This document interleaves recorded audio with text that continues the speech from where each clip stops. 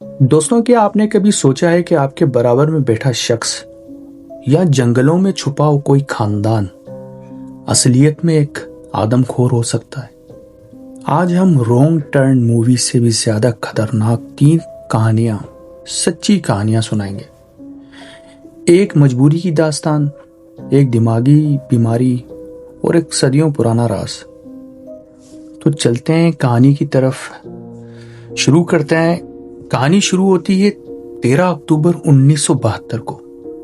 اروگوئے کا ایک پلین جس میں 45 مسافر پہاڑوں کے اوپر سے گزر رہا تھا کہ اچانک برف کے طوفان کی وجہ سے وہ کریش ہو گیا۔ کئی لوگ موقع پر ہی مر گئے، لیکن اصلی عذاب ان کے لیے شروع ہوا جو زندہ بچ گئے تھے۔ امیجن کیجئے 30 ڈگری ٹیمپریچر، چاروں طرف صرف برف اور کھانے کے نام پر کچھ بھی نہیں۔ جب 10 دن بعد انہیں ریڈیو پر پتہ چلا کہ ان کا ریسکیو مشن بند کر دیا گیا ہے تو ان کی امید بالکل ٹوٹ گئی۔ بھوک اتنی بڑھ گئی کہ ان کا جسم ان کا ساتھ چھوڑنے لگا۔ تب انہوں نے ایک ایسا فیصلہ کیا جو کوئی ہوش و حواس میں نہیں کر سکتا۔ انہوں نے برف میں دبی اپنے ہی دوستوں اور رشتہ داروں کی لاشوں کو نکالنے کا فیصلہ کیا۔ انہوں نے اپنے ہی اپنوں کا کچا گوشت کھایا تاکہ وہ زندہ رہ سکیں۔ ایک سروائیور نے بعد میں بتایا کہ ہم نہیں چاہتے تھے ایسا کرنا، لیکن ہمارے پاس کوئی راستہ نہیں تھا۔ وہ 72 دن انہوں نے اس دوزخ میں گزارے۔ جب 16 لوگ زندہ بچ کر باہر آئے تو پوری دنیا انہیں دیکھ کر کانپ گئی تھی۔ کیا یہ گناہ تھا یا صرف زندہ رہنے کے لیے آخری کوشش؟ اب بات کرتے ہیں ایک ایسی درندگی کی جس میں کوئی مجبوری نہیں تھی، صرف ایک گندا جنون تھا۔ 1981 پیرس۔ سگاوا نام کا ایک جاپانیز اسٹوڈنٹ ایک خوبصورت لڑکی رنے کو پسند کرتا تھا۔ سگاوا دیکھنے میں ایک عام سا لڑکا لگتا تھا، لیکن اس کے دماغ میں ایک عجیب پیاس تھی۔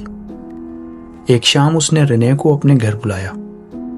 جب وہ لڑکی پوئٹری پڑھ رہی تھی، سگاوا نے پیچھے سے اس کی گردن میں گولی ماری۔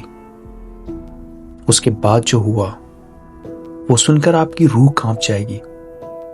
اس نے 2 دنوں تک اس لڑکی کے جسم کے الگ الگ حصوں کو پکایا اور بڑے شوق سے کھایا۔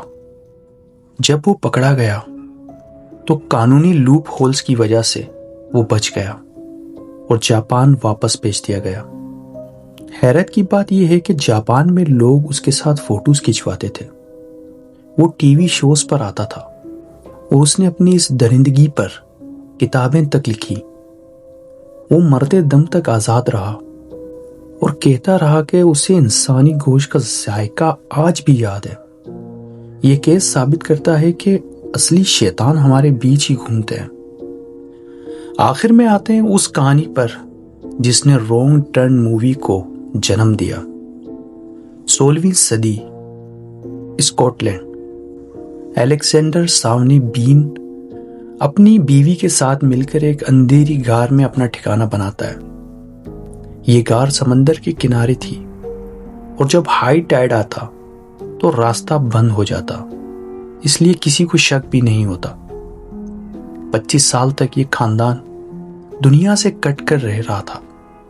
اس کے 48 بچے اور پوتے پوتیاں پیدا ہوئے جو اسی غار میں بڑے ہوئے۔ ان سب نے کبھی روٹی نہیں کھائی تھی۔ ان کا کھانا صرف انسانی گوشت تھا۔ وہ راتوں کو نکلتے اور راستے سے گزرتے مسافروں کو گھیر لیتے، پہلے انہیں مارتے، پھر ان کا سامان لوٹتے اور ان کی لاشوں کو نمک لگا کر غار میں ایسے ٹانگتے جیسے کسی کسائی کی دکان ہو۔ کہا جاتا ہے کہ انہوں نے 1000 سے زیادہ لوگوں کو کھایا۔ پورے اسکاٹ لینڈ میں خوف تھا کہ پہاڑوں میں کوئی بھوت رہتا ہے، لیکن ایک رات انہوں نے ایک لڑاکو مرد پر حملہ کیا جس نے مقابلہ کیا اور انہیں دیکھ لیا۔ یہ بات ان کے بادشاہ کو پتہ پڑی۔ انہوں نے 400 سپاہیوں کے ساتھ اس غار پر چھاپا مارا تو وہاں ہزاروں انسانی ہڈیاں بکھری ہوئی تھیں۔ ان کے پورے خاندان کو ایڈنبرگ لایا گیا اور انہیں بہت دردناک موت دی گئی۔ لیکن آج بھی لوگ کہتے ہیں کہ اس غار کے پاس سے جب بھی کوئی گزرتا ہے تو تڑپتی ہوئی چیخیں سنائی دیتی ہیں۔ تو دوستوں، آج ہم نے دیکھا کہ انسان کتنا گر سکتا ہے۔